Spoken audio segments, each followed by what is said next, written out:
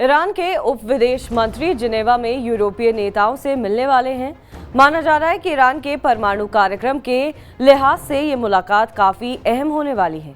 यहाँ पर ईरान चाहेगा कि 2015 के परमाणु समझौते को फिर से शुरू किया जाए।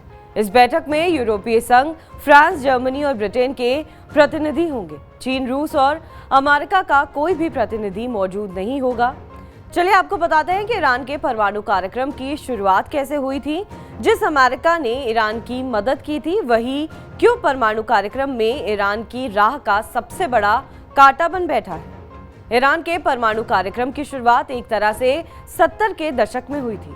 अमेरिकी think tank centre for strategic and international studies यानी कि CSIS की माने तो ईरान के शाह ने साल 1968 में लिमिटेड परमाणु कार्यक्रम की शुरुआत की थी, लेकिन 1979 में ईरानी क्रांति के कारण ये परमाणु कार्यक्रम अधर में लटक गया। ईरान की नई सरकार को लगता था कि ईरान का परमाणु बम बनाने का कार्यक्रम काफी महंगा है और ये ईरान के हक में नहीं है। हालांकि ईरानी सरकार की ये सोच ज्यादा दिनों तक नहीं रही। साल 1980 में ईरान और इराक के बीच युद्ध के दौरान ईरान को अपने परमाणु कार्यक्रम की याद आई। साल 1990 में ईरान पहले से मजबूत हो चुका था। उसके पास अपने परमाणु कार्यक्रम को पूरा करने के लिए जरूरी संसाधन भी मौजूद थे। 90 के दशक में ईरान ने चीन के साथ एक गुप्त परमाणु समझौता किया और साल 1995 में रूस के साथ एक रिएक्टर के लिए समझौता किया था।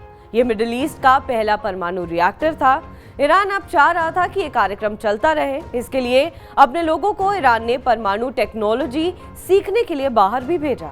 साल 2011 में हुए आतंकी हमले के बाद अमेरिका ने ईरान पर हमला कर दिया था। इससे ईरान के परमाणु कार्यक्रम को बड़ा झटका लगा था। ईरान को ये डर था कि अगर परमाणु कार्यक्रम चालू रहा तो उसे भी अमेरिका का सामना करना पड़ सकता है। इस तरह से साल 2003 में ईरान ने अपने परमाणु कार्यक्रम को होल्ड पर रख दिया। ईरान का महत्वाकांक्षी आमाद प्लान भले ही होल्ड पर था, लेकिन ये पूरी तरह से बंद नहीं हुआ था। 2016 में ईरान ने घोषणा की कि उसने यूरेनियम को 3.6% तक समृद्ध कर लिया है, जिससे पूरी दुनिया टेंशन में आ गई। चीन, फ्रांस, रूस, यूके और अमेरिका और जर्मनी ने ईरान के संवर्धन को रोकने के लिए प्रस्ताव रखा, लेकिन ईरान नहीं माना। इसके बाद अमेरिका ने ईरान पर कई तरह के अंतर्राष्ट्रीय प्रतिबंध लगा दिए।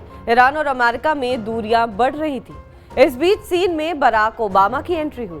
2009 में बातचीत फिर से शुरू हुई, जिसमें शुरू में ईंधन अदला बदली पर ध्यान केंद्रित किया गया, जिससे ईरान ने इनकार कर दिया। 2010 में तुर्की और ब्राजील द्वारा इस तरह का सौदा करने के प्रयास भी विफल रहे थे।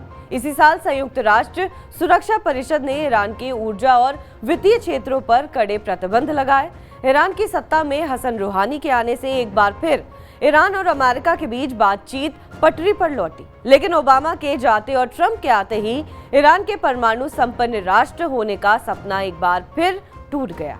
ईरान अब तक इतना तो समझ चुका था कि अमेरिका के भरोसे बैठे तो उनका परमाणु कार्यक्रम कभी भी अपने मूर्त रूप में नहीं आ पाएगा।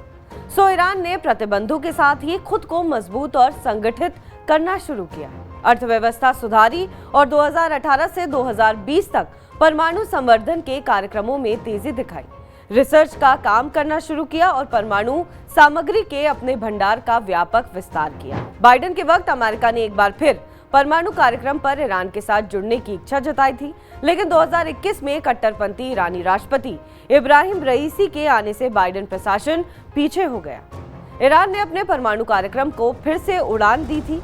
हालांकि इस बार ये और मुश्किल में आ गया, क्योंकि ट्रंप की अमेरिका में वापसी हो चुकी थी। दूसरी तरफ अभी ईरान को इजराइल का भी सामना करना पड़ रहा है, लेकिन ईरान के लिए अच्छी बात यह है कि बदलते जियोपॉलिटिक्स में उसे सऊदी अरब का वैसा विरोध नहीं झेलना होगा, जैसा कि पिछले कई सालों में दोनों देशों के बीच होता आया है। ईरान के परमाणु कार्यक्रम के जिंदा होने का एक मजबूत आधार रूस भी है।